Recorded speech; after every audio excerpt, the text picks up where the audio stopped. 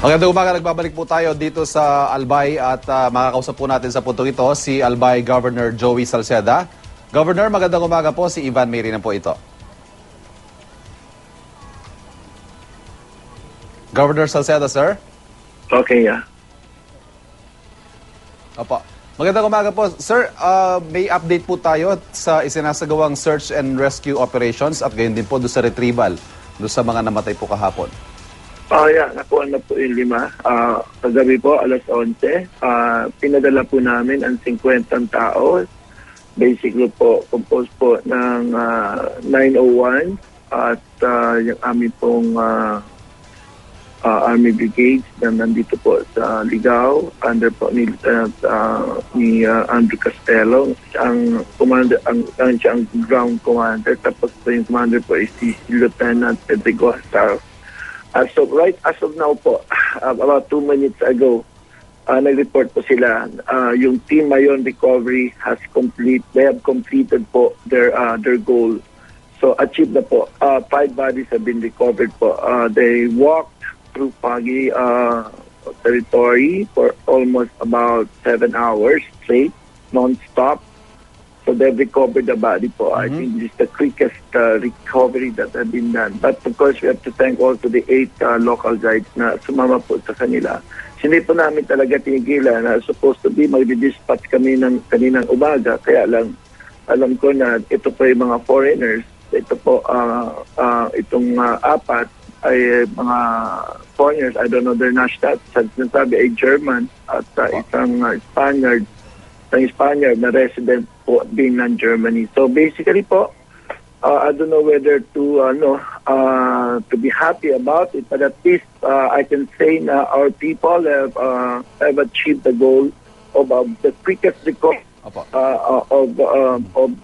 the casualties of this very unfortunate incident.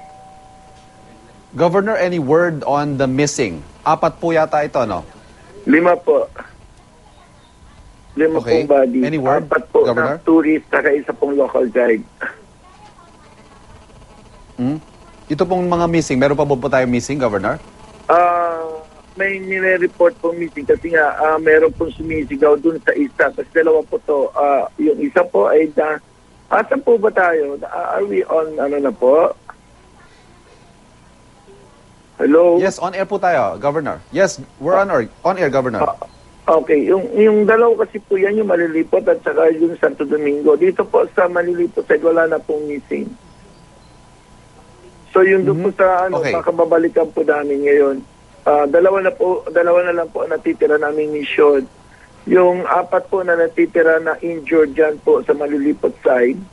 At saka kasi nasa Camp 2 po sila.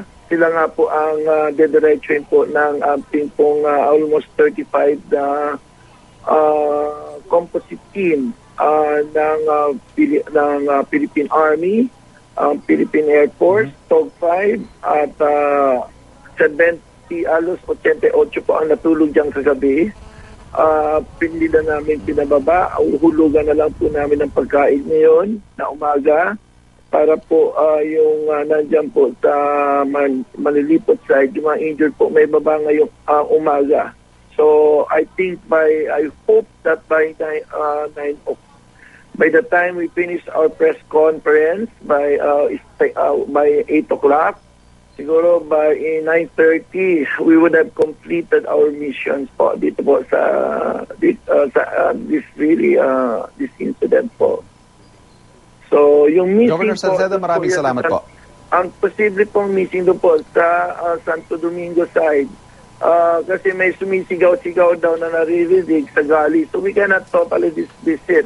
Although we're not officially calling it missing, but hindi namin as prudence dictates that we must anticipate the possibility of one missing. Ito po ang lalaki pong ravine kasi ang nandyan po sa laylayan ng Mayon.